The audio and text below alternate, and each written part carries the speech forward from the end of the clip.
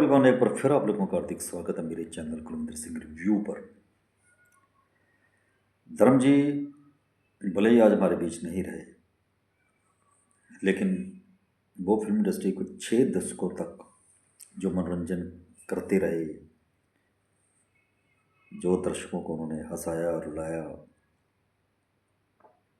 उनमें एक जोश भरा, ये सब बरसों तक डिस्कस किया जाएगा। तो ठीक है, वो 24 नवंबर को इस दुनिया को अलविदा कह गए, लेकिन उनके साथ इतनी यादें जुड़ी हुई हैं कि उनको आने वाली पीढ़ी भी हमेशा याद करेगी। तो मैं आज आपको ये बताने के लिए आया हूँ कि उनका एवोल्यूशन, उनका 1960 से लेकर 2025 तक, इतने सालों तक वो अपनी जगह कैसे बनाए रखी उन्होंने। 60 सालों तक फिल्म इंडस्ट्री में एक जगह बनाना, ये किसी की बस की बात नहीं है। लेकिन धर्म जी कैसे ही मैन, धर्म गरम धर्म, एक्शन किंग, रोमांटिक किंग भी उनको कहा जाएगा, तो ये सब उन्होंने कैसे किया, कितनी मेहनत की, क्यों दर्शकों को सबसे ज़्यादा प्यार उन्हीं को मिलता था। ये अनिल कपूर ने भी एक बार कहा था कि सेट पे जो लोगों की प्रतिक्रिया धर्म जी को मिलती है ना, वो किसी भी स्टार को नहीं मिलती। अनिल शर्मा भी कह चुके हैं कि जब हुकूमत फिल्म की रानी खेत या नैनीताल में शूटिंग हो रही थी, तो डेली उनको देखने के लिए 50,000 40,000 लोग आ जाते थे। उनका होटल चेंज करना पड़ता था, इतने पॉपुलर हैं वो। तो इतनी पॉपुलरिटी तो शायद ही किसी ने देखी हो। लोगों के अलग अलग विचार हैं। तो मैं आपको बताना चाहता हूँ कि उनका एवोल्यूशन कैसे हुआ 1960 में, कैसे वो, मैं उनकी बायोग्राफी तो सभी जानते हैं कि वो पंजाब में पैदा हुए। नसरौली, नसराली या नसरौली गांव है, सानेवाल, पगवाड़ा, ये सब कई बार डिस्कस हो चुका है। उनका जन्म 8 दिसंबर 1935 को पगवाड़ा में ही हुआ था। तो ये बहुत बार डिस्कस हो चुका है। उनकी बायोग्राफी सभी जानते हैं कि सनी देओल बॉबी देओल के पुत्र हैं, उन्होंने 2 विवाह किए। ये आमतौर पर डिस्कस होता रहता है। लेकिन मैं आपको बताने आया हूँ कि वो ही मैन, उन्होंने ये जगह बनाई कैसे। अगर इतनी, राजेश खन्ना भी सुपरस्टार रहे हैं, कहते बड़े पॉपुलर थे, लेकिन वो 3 साल तक ही सुपरस्टार रहे। और उनको तो असली टक्कर तो धर्म जी ने दी थी। वो मैं सब आपसे बातें डिस्कस करूँगा, बस आप वीडियो में अंत तक बने रहिए। तो धर्म जी बचपन में ही जब उन्होंने शहीद फिल्म दिलीप कुमार की देखी, तो उनको देखते लगा कि वो भी दिलीप कुमार बन सकते हैं। उनके मन में विचार आया कि वो क्यों ना इस दिशा में चले जाएं। लेकिन घर में बहुत सख्ताई थी, सख्त डिसिप्लिन था। पिताजी उनको ऐसे आसानी से फिल्में देखने नहीं देते थे। बस वो ट्यूशन के बहाने ही फिल्में वगैरह देखा करते थे। तो शहीद फिल्म उन्होंने, दिल लगी, वो सुरैया के फ़ैन हुए, ये फिल्म उन्होंने कई कई बार देखी और घर में एक्टिंग करने लगे दिलीप कुमार की।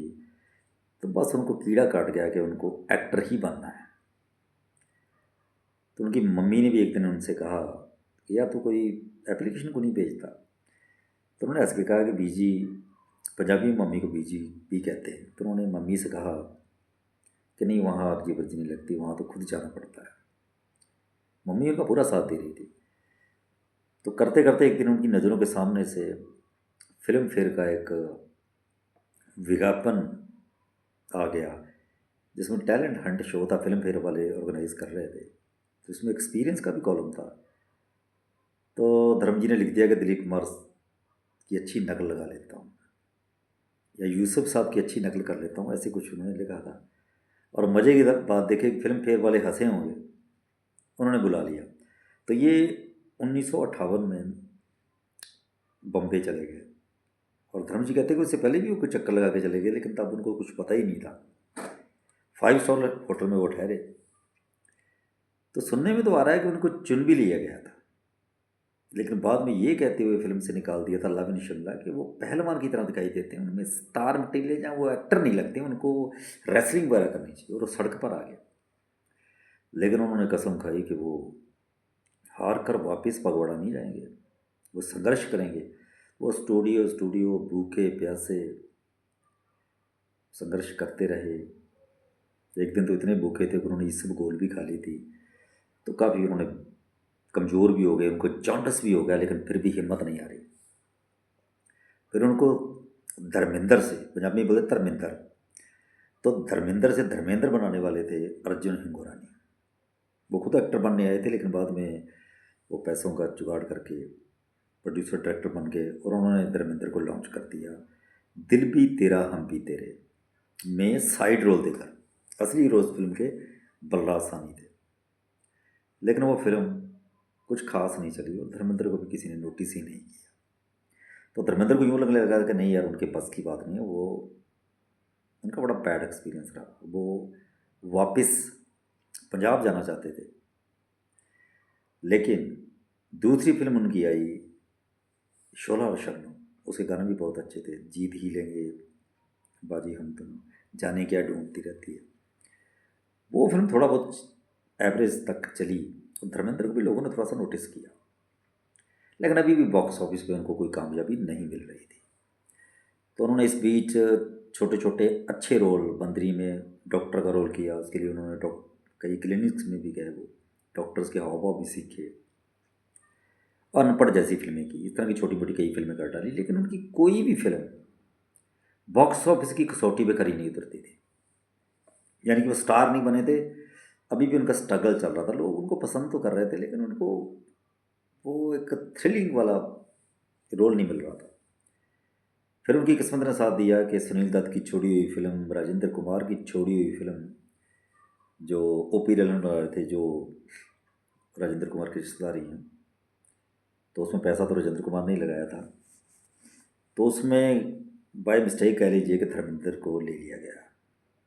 फूल और पत्थर जिसमें शाखा बने थे, वो तो नेगेटिव रोल था, कोई वो एक्टर ही नहीं करना चाहता था, वो एकदम नेगेटिव रोल था, ना कोई गाना गाना था ना कुछ करना था, अजीब सा रोल था। धर्मेंद्र ने वो रोल पूरा परफेक्ट किया और अपनी शर्ट वर्ट उतारी, लोगों को बॉडी दिखाई।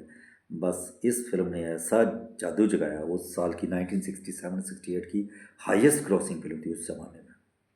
देखते देखते फिल्म ने करोड़ों रुपए छाप डाले, गोल्डन जुबली हुई। फिर धर्मेंद्र ने पीछे मुड़कर नहीं देखा, वहाँ से उनका ध्यान हुआ, एवोल्यूशन असली वहाँ से शुरू हुआ। तो उसके बाद उन्होंने पीछे मुड़ के नहीं देखा, बस फिर तो उन्होंने हिट फिल्मों की जड़ी लगा दी। एक फिल्म में उन्होंने नेगेटिव रोल भी किया था, वो हिंदी आई मिनट की बेला, राजेंद्र कुमार पर पानी पड़ गई। जब उन्होंने शर्ट उतारी तो दर्शक पागल हो गए। इसके बाद फिर एक से एक फिल्में उनकी आप सब जानते हैं। शुरू शुरू में तो वो रोमांटिक हीरो थे, लेकिन धीरे धीरे उन्होंने अपना ट्रेंड बदल लिया, स्टाइल बदल के वो थोड़ा एक्शन किंग में आए, और फिर तो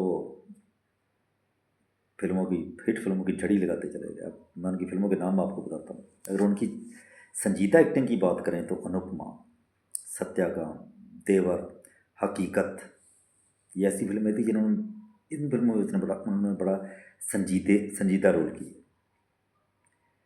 और 1973 में जब कहते हैं जी अमिताभ बच्चन और राजेश खन्ना का दौर था, राजेश खन्ना दलान पर थे और अमिताभ राइजिंग स्टार थे उस वक्त, लेकिन उस वक्त भी 1973 में धर्मेंद्र ने कम से कम 7 फिल्में हिट दी थी। यादों की बारात, जुगनू, लोफर जैसी फिल्में उसी साल आई थी, कि कहानी किस्मत की भी उसी साल थी। लेकिन फिर भी लोगों ने धर्मेंद्र को सुपरस्टार उस वक्त नहीं माना, राजेश खन्ना और अमिताभ को सुपरस्टार मानते थे, जबकि धर्मेंद्र लगातार फिल्में हिट दे रहे थे। यानी कि राजेश खन्ना की आंधी और अमिताभ बच्चन के तूफान में भी वो डटे रहे। ये बात जितेंद्र जी भी बोलते हैं कि वो भी डटे रहे, हालांकि वो भी डटे रहे, लेकिन धर्मजीत बिल्कुल डटे रहे। बल्कि अमिताभ बच्चन के साथ जब जब वो आए उन पर भारी पड़े हैं, चुपके चुपके हैं, तब अमिताभ बच्चन इतने बड़े स्टार भी नहीं थे, उनको छोटा सा रोल उस फिल्म में दिया गया था, साइड रोल का था, मान ली बात। शोले में भी उतना बढ़िया रोल नहीं था, उसमें भी धर्मेंद्र छाए हुए थे। मरने वाले रोल में थोड़ा बहुत अमिताभ को लोगों ने इम्पोर्टेंस दी, लेकिन राम बलराम में तो दोनों ही ज़बरदस्त स्टार थे, लेकिन उस फिल्म में भी धर्मजी हावी रहे थे अमिताभ बच्चन पर। और 1987 जब अमिताभ बच्चन का दौर था, उस ज़माने में फिर उन्होंने 7-8 हिट फिल्में दे दी थी। हुकूमत उस साल की 1987 की हाईएस्ट ग्रॉसिंग फिल्म थी। तो धर्म जी कभी फीके पड़े ही नहीं। वो कोहिनूर हीरा है। वो हर दौर, प्रतिज्ञा जैसी फिल्म भी उन्होंने दी, गुलामी जैसी फिल्म भी उन्होंने दी, नौकर बीवी का, ऐसी ऐसी सीता और गीता में क्या ज़बरदस्त उनकी एक्टिंग थी, सत्याकाम, शिकार। और जब भी वो किसी और एक्टर के साथ आते थे तो कोई एक्टर उनको दबा नहीं सकता था। काजल में राजकुमार भी उनको कुछ नहीं कर पाए उनके सामने। धर्मानुकरण में राजेश खन्ना उनके सामने कुछ नहीं था। राजपूत में राजेश खन्ना कुछ नहीं कर पाए। धर्मवीर में जितेंद्र उन पे हावी नहीं थे। अब जितनी मर्जी फिल्में उठा, विनोद खन्ना कहते हैं कि मेरा गांव मेरा देश में थोड़ा विनोद खन्ना पे भारी पड़े, ऐसी बात नहीं है। वहाँ धर्म जी का पूरा रोल था, ज़बरदस्त उन्होंने रोल किया था। पत्थरों पहल में बिल्कुल खा गए थे विनोद खन्ना को। तो वो कभी भी किसी और एक्टर से दबे नहीं। तो इस तरह से उन्होंने ज़बरदस्त अपनी जगह बनाई। कभी किसी एक्टर से दबे नहीं, कभी उनकी चमक कम नहीं हुई, चाहे वो राजेश खन्ना हो, चाहे जितेंद्र हो, चाहे कोई भी हो। वो कभी किसी एक्टर से दबे नहीं। हालांकि उनको अवार्ड्स कभी नहीं मिले। एज ए प्रोड्यूसर भी वो सफल रहे। उन्होंने बेताब, घायल जैसी सफल फिल्में बनाई। प्रतिज्ञा भी उनकी घर की प्रोडक्शन थी।